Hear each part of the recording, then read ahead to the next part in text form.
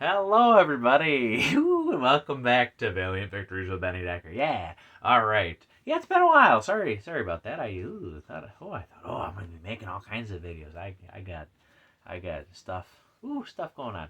But yeah, it's the last day before we get back to school. Ugh.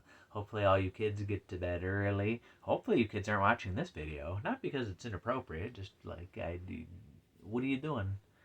My students can't read yet. They're only 4. But anyway, oh, great start. All right, so I figured I'd try something a little different. Instead of doing like a full-on book review for each of the books, now that we got books coming out like this crazy, I figured maybe I'll try it this way and do like a whole month video to talk about all the books that came out this month and some of the solicits that are going to be coming out and just any other random news stuff. So I'll get started with some reviews. First of all, the book that I know I didn't think was ever going to be a real thing, but it's a thing. Eternal Warrior Scorched Earth, the hardcover, yeah. From the Kickstarter, yeah. So I can't remember when we first heard about this little darling, but it was a couple of years, and I kind of thought, oh, I guess we're not going to see that anymore, but we got it. So there we go. Was it worth the wait? Oh, let's find out.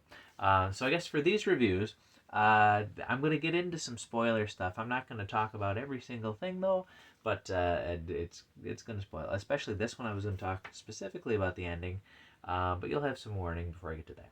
So here's the book. I tried to take some notes. Ooh, I know I actually prepared a little bit before a video, just a little bit, but not much. All right, so let's see. I figured I'd talk about some pros and some cons. There we go. I'll throw in some cons too. It's anyway.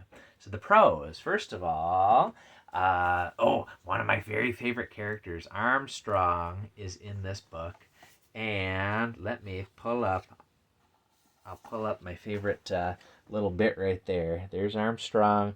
He's coming in. Oh, well, I guess you know what. I should probably at least say basically what the book is. So it's Eternal Warrior and Tama. So they are living in suburbia and trying to live a more normal life.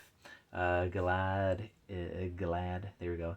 He's kind of bored with things, and Tama, she wants to be more of a real girl, a real teenager, not just a geomancer.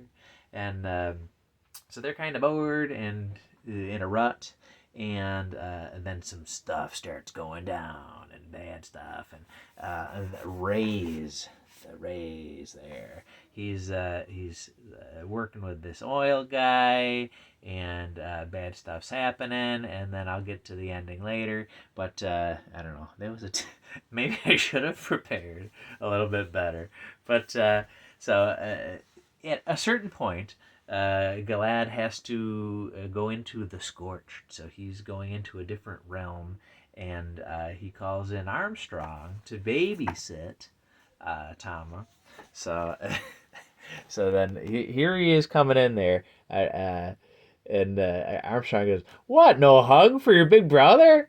And then Galad says, "Can I finish my coffee before you do your whole you thing?" He goes, "Nope." So there we go.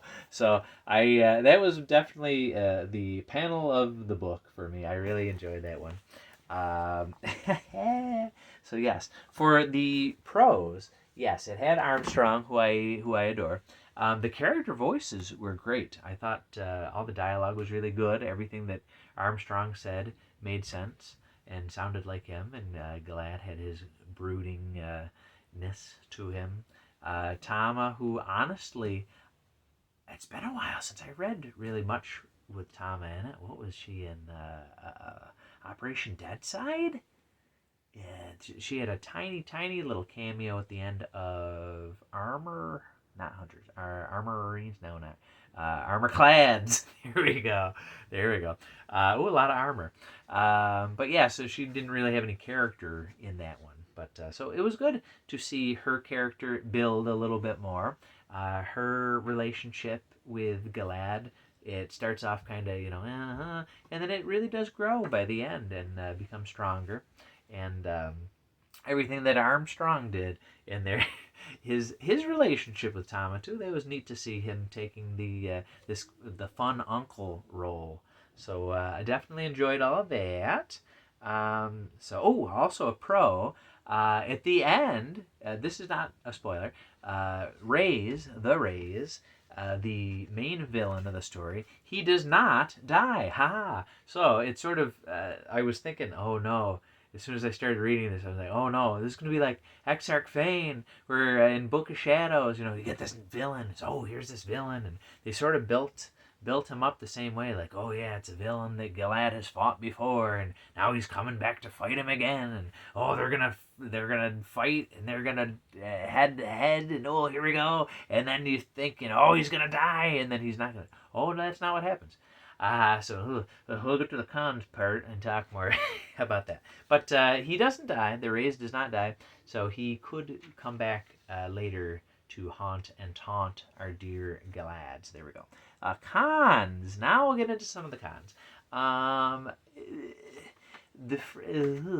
So the story overall, it's not bad, but it does teeter a bit on I hate to even say it, on the wokish, like a little bit woke, like, oh man, like, oh, these oil companies are bad, and like, oh yeah, like, it's like, well, and yet Tama is the geomancer, and she's speaking for the planet, and obviously the oil company not necessarily good for the planet, but like it was really kind of yeah, oh yeah, I'm an oil company, and I'm bad, oh yeah, and all the teens with their posters, and we're gonna go out and save the world. And maybe I don't know, maybe I'm just jaded.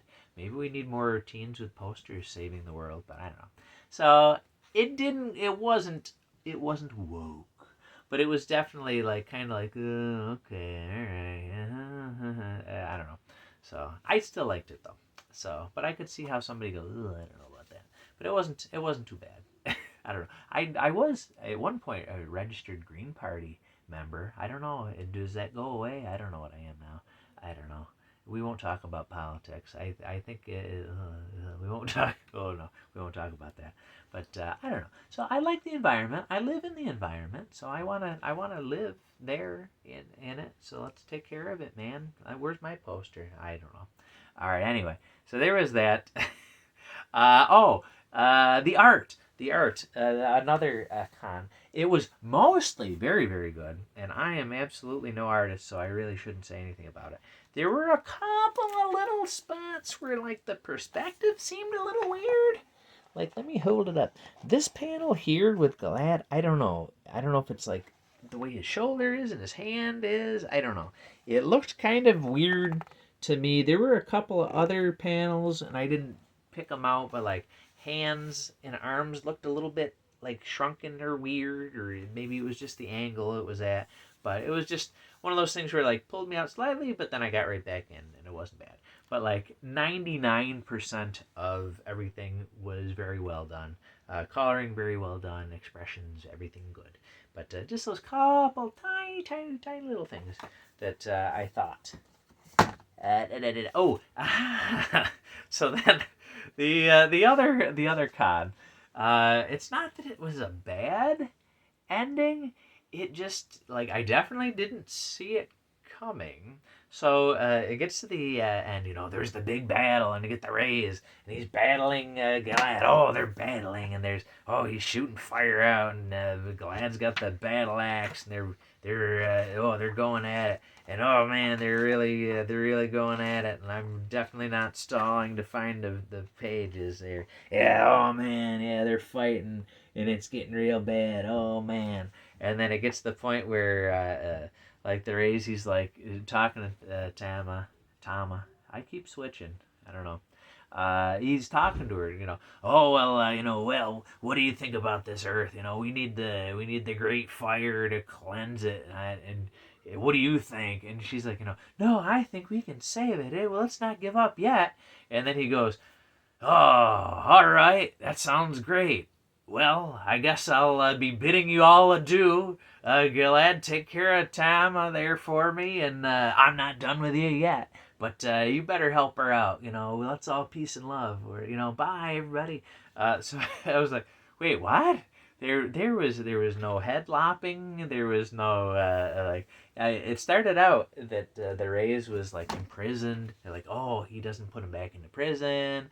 He just kind of like, yeah, I'll get you next time, Gadget, the kind of thing. And it was like, okay, then. So I didn't really. It was, I think it would have been worse if it was just like, oh yeah, we'll cut his head off, and then he's dead and gone, and it didn't matter.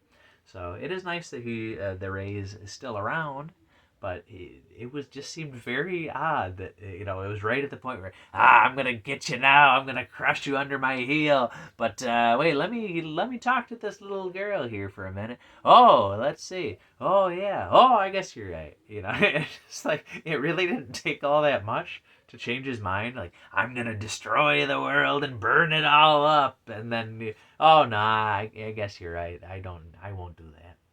So it just seemed a little weird, but I did overall definitely enjoy it. The fact that the book exists is a valiant victory. Ooh, there we go. But definitely, I enjoyed the read. It was good, and it didn't end the way I thought it would. So that was good. All right, the next book to talk about. Oh my goodness, there's like 3 books that came out. Not only just issues, but this one is just an issue. So this is Exo Man of War issue number 4. So I got the Bob Hall cover. Yes, that's good. All right, so let's see. So let me see if I can remember about the book. So I remember in issue 3, Arik, he's having these visions from Nemain. Is that? Ooh, I know. Ooh, I should have really taken some notes about the future, and it's not looking very good. So then he gets out of it, and then he realizes, oh, the end. Oh, I gotta find the engine. So there's someone, this woman who is hooked up to the ship, and she's powering the ship, and it turns out she's a geomancer. Ooh. And then Arik, he gets her out of there, and then his plan is he's gonna destroy the ship and all the people in it, all the crew, except there are a lot of prisoners there. So Arik has to free the prisoners first. He's gonna do that. He's like, oh, he's gonna raise up an army. Oh, it's gonna be great. But then Shanhara's like, why don't you let them go? And he's like, oh yeah, I guess you're right. I'll let them go. I'll fight it. I'll fight him alone. And then he's gonna do that. He's fighting, and to the point where he's too exhausted. It took too much damage. So then he gets captured by the Novus Romanus. Oh, there we go. And then it ends up he's he's watching as they're they're crucifying people, literally. Ooh, Romans. Yeah, and he's kind of seen enough. It looks like he's beaten and bruised and bloody and all kinds of alliteration there. And then at the end, he's sort of ready to rise up and fight back again. So yeah. So a lot of action, a lot of stuff happened in issue 4, and setting it all up for issue 5. Yeah. So let's see. All right, the pros for issue 4. Let me see. Consistent, very consistent, excellent, high quality art and storytelling. Excellent. The character voices continue to be fantastic. Like Arik, just like he's so cool. Like, and Shanhara, like their relationship is so perfect. It's not like the previous series, they're like a podcast. I don't know, but no, like they are such a good pair together. Arik, everything that he says and does is true to his character. It's fantastic. All the new characters are great. And let me see. Oh, here we go. Let me see. So my favorite panel in this one. So I was reading this one. So it gets to the point where Arik, he's busting in. He's gonna free up the prisoners and stuff. He's in there, and then he's finding the guards there, and he punches through one there, and then there's the other guard down there. And he says, "Please show me mercy. please, we're not worthy, show mercy. And just like when Araki just goes, no. Like, I don't know, something about it. I legit really did laugh out loud when I read, just like looking at Ark. No. It was great. And then, as I said in the other one, there were no heads rolling. There's some heads rolling there. So there we go. So yes, lots of action. Arik being his Araki self was fantastic. So I absolutely adored it. Fantastic issue. Really, the only con that I can say, and it's kind of a nitpicky one. Yeah, the old issues were $4. This one bumped up to $5, and I did count the pages just to be sure. Like there's no additional story pages. There's no additional extras or behind the scenes. You know, like they would do in the preview or now what's the pre-order editions. So they do those, and here's the art process, or here's an interview or something. And it was just like, it's just like, here's the, it's an extra $1. So there you go. But can we really complain? Just the fact that that Alien was willing to put out these last few single issues so that we could have all the single issues instead of just going, no, we're gonna do it all in the. So you have the first 3 issues and then a prestige. So it was very kind of them to to put out the single issues. So if it does cost an extra $1, I'm not that worried about it, but I know some folks might be worried about it. So that could potentially be a little con. Not to me, but to some. All right, so there we go. That was that one there. Ooh, let me flip my page. There we go. Yes, you can tell how well I prepared. All right.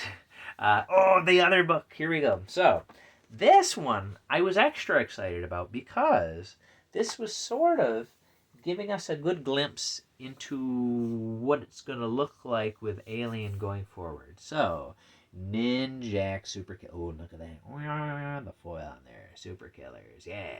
So, this is it. Here's the square bound. Look at how, mamma mia. Whew, that looks good. Got that good spine there. Very good quality there. Obviously, the foil there. Yeah. And the pages are very good too. Like kind of, what are they? Matte pages, not too shiny.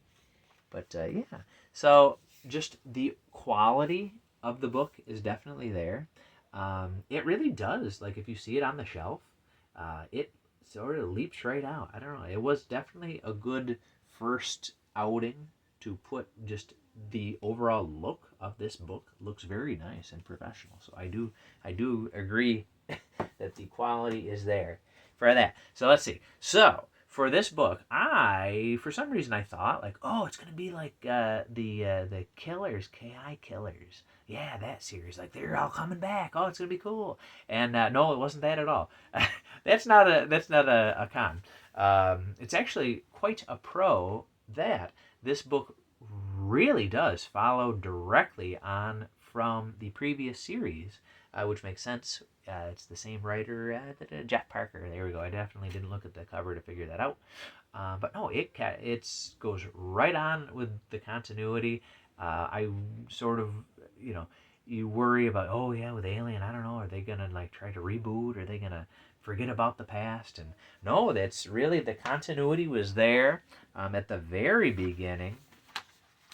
As I also, I'll skip to something that I thought could have been a con, like the fact that this is so steeped in the continuity of that series. It could be a problem for a new reader if they saw this and picked it up and it's like, I'm right in the middle of the story. But they really did give you a very good indication of who Ninjak is and about his character and about the situation. There was an editor's note from Lisa Hawkins. Yeah. So I love that. So like I have a terrible memory and I forgot a lot of the stuff. So I'm sort of like a new reader in the sense that I can't remember anything. And I think that there was enough, soft exposition and little notes and setting things up that even if you were a brand new reader, you could jump into this and you would feel like it wasn't talking down to you. It wasn't, well, yes, I'm Ninjak, I'm a ninja, and it's, well, I think at one point he does say, oh, I was in the ninja program, and it sort of got into a little bit, but it didn't sound condescending. So I don't know. I liked it. I like all the little background stuff and catching me back up. So I thought that was good. All right, so let's get into some. Oh, I didn't talk about the book. So it's Ninjak and Mina are with Neville, and there's the twins. What were their names? Them I can't remember. But they're super powered, and they're trying to kill Ninjak and go after him. And so there's these killers, the super killers. Yeah, so it's sort of, I don't know what exactly they are. I don't know if it was ever explained. They're not psiots as far as I know, but they have powers. Let me see if I can find any. Some of them had wings. Some of them, here's a hairy guy there. There we go. He's got some claws. Hairy Claws. I'm pretty sure that was not his name. But, yeah. Oh, there's a guy there. Oh, he's got some stuff coming out of him there. So, yes, all kinds of super-powered killers. So they're going after Ninjak. And, honestly, that's pretty much the book. That it's just, there's these super killers, and they're going after Ninjak. And Ninjak's on the run for part of it. And then he is fighting the super killers for the other part of the book. And there we go. So lots of action. Let's see. So the pros. Yes. Oh, the continuity. Yes. So I was worried that it was just going to be, oh yeah, we're going to start over, or we're going to forget completely everything. But no, it was picked up right from the last series. So that was good. I made a note that I can't even. I said, but it was new reader friendly. Yes, we talked about that. How, yeah, there was really enough background stuff to really catch you up. I thought the whole big issue, I remember when we first found out about these books, was, it's that this is book 1 of 2, and that it's sort of like the content of 2 issues put into 1. So it felt, to me at least, like one big busting batch of, I can't, me with the alliteration today. It felt like one big packed issue. It didn't feel like, halfway through, here's where the break would have been. Sort of like, if you watch a made for TV movie and they cut it up into episodes. It didn't feel like, this was 2 issues that they just, kind of crammed together. It felt like one big old issue here. I'm sure you could split it up, but it felt just like one big packed issue, so that was good. So I think it was taking advantage of the format of one big long issue. And let's see. The other thing I like, the fantastical elements in the book. So all the super killers themselves, they got a guy with things coming out and a guy with a face on his stomach and bat wings and stuff. But I don't know, it didn't seem like it was too over the top for the story. It seemed all like it still kind of fit in the universe. And then also some of the gadgets, there was like a hologram camera that would sort of like hologram their faces. I really liked that. So it wasn't too much, too many gadgets and too much this and that. But being a spy, you gotta have some gadgets. So I thought all that stuff was very good. And let's see. Then for the con, so really, the overall, I really enjoyed it. It was very action packed. I always find that like genres of comics I will really enjoy when normally like a movie version I wouldn't care. Like I never really cared much about James Bond or Bourne Identity or Mission Impossible. I don't really watch I don't watch hardly any movies anymore. Ooh. But I never really got into spy movies much. But like this book as a spy book is very it's a page turner. It grips you really in there. So I really like it. So it might be full of tropes or something. I don't know, but not to me because I didn't watch any of the things that there'd be tropes for. But I really enjoyed it. Very action packed. You know what? If I had where was it? Oh, I forgot that. So one little art thing. Like they're in a snowstorm, and then like the snow is just drawn to be like giant ovals. Like, I don't know if there's a better way to do it. I don't know. They're just showing that it's really snowy, I guess. But like, I thought that kind of looked a little cheesy. And then a little bit with, I don't know. At first, it kind of it took me out of it. They use this, like, it looks to be like a computer background for the clouds, and then it gets used a lot. I think the first time I saw it, it was like, "Ooh, what the?" But then as it kept being used and used, then I kind of just got used to it, and then I forgot about it. So little tiny little art things there, but mostly very fantastic art and good story. I liked it a lot. In terms of the cons, so this I could see being a problem. I saw even some of the diehard Valiant fans talking about it. It's this is a $10 book, yeah. So back in the good old days, you could get the first volume of the trades, twice the size for $10 with 4 issues, and this is closer to the equivalent of 2 issues for $10. Now, I can definitely see that being a problem for some people. It wasn't for me because I really feel like, oh yeah, it was like at least 2 issues worth of content, like so like they'd be like $8 there, and really just the quality of it, like that binding, this isn't something that's going to fall apart. This is actually a very well made, the quality is there too, and it's Valiant. So like I'm going to get it anyway. But I can see how people go, you know what, geez, I could get, oh yeah, go to a dollar bin, I can get 10 books, or I can get one of these. Like, yeah, times are getting tough, and this comics are definitely a luxury item.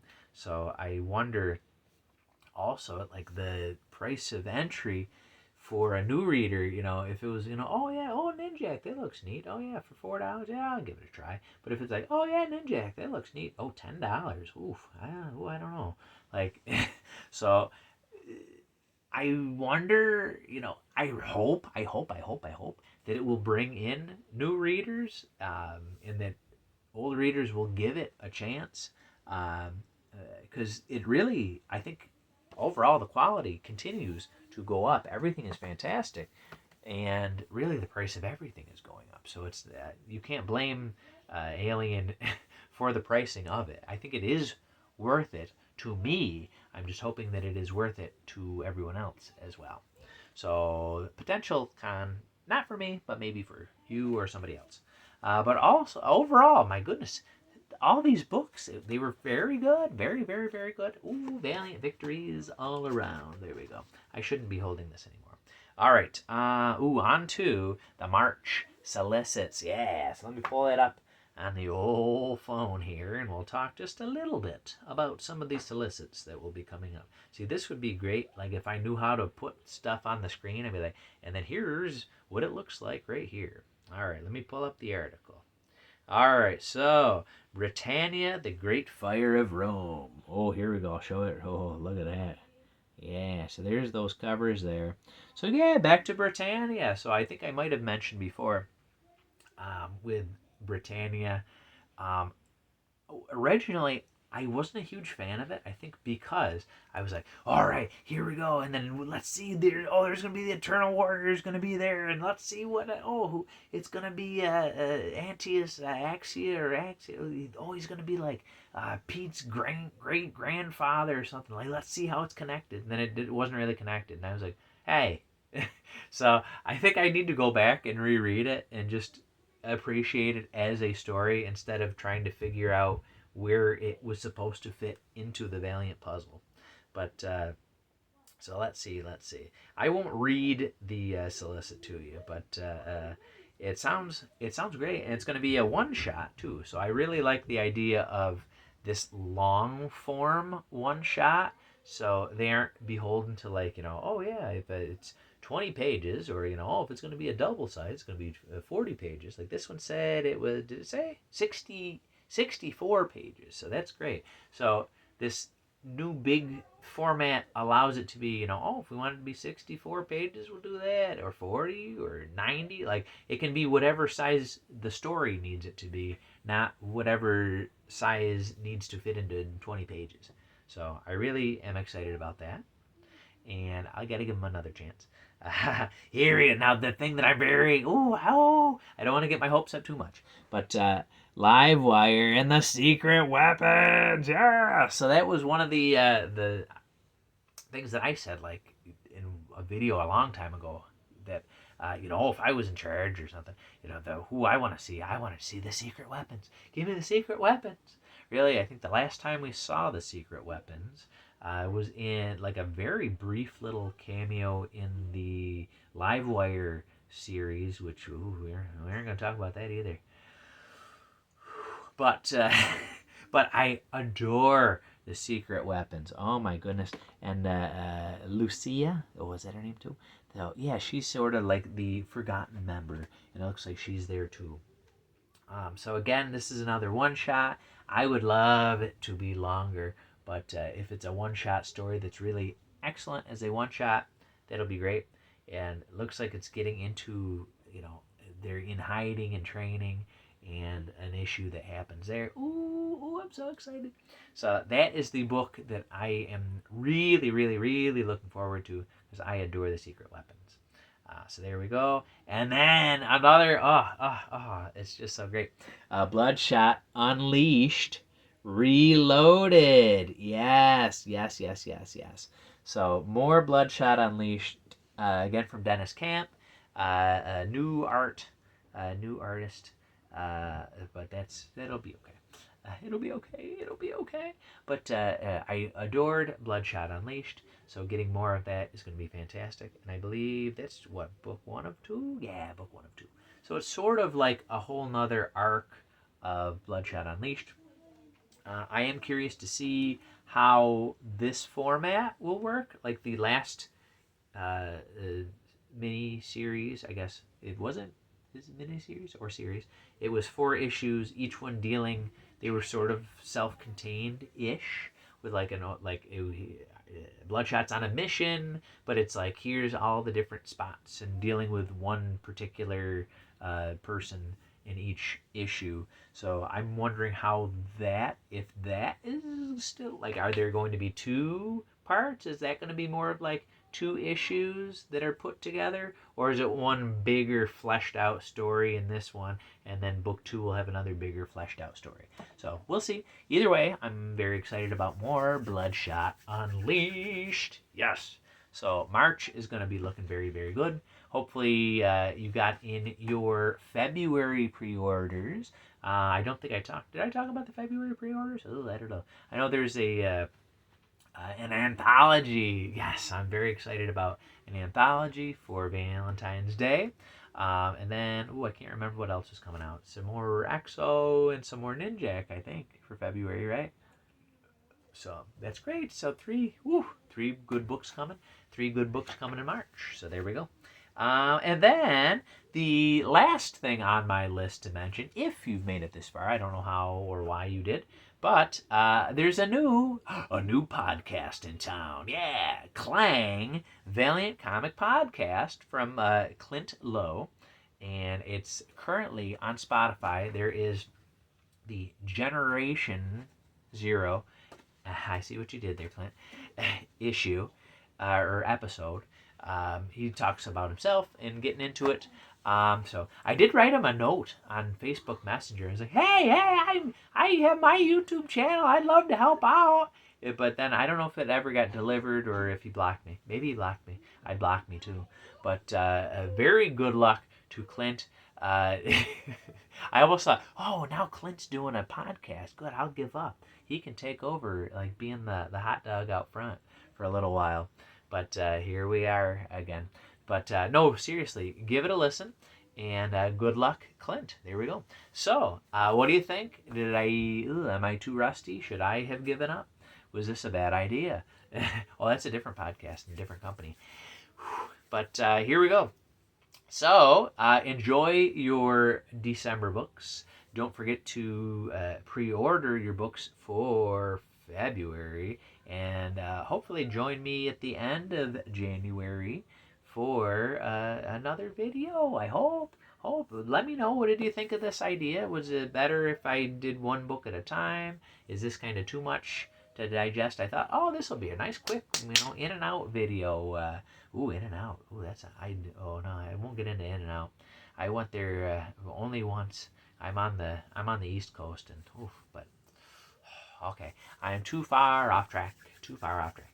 So anyway, thank you. Can you tell I was cooped up all week with very little socialization during the break? Anyway, thank you for joining me. Stay Valiant, everybody, and I'll talk to you later. Bye, everybody.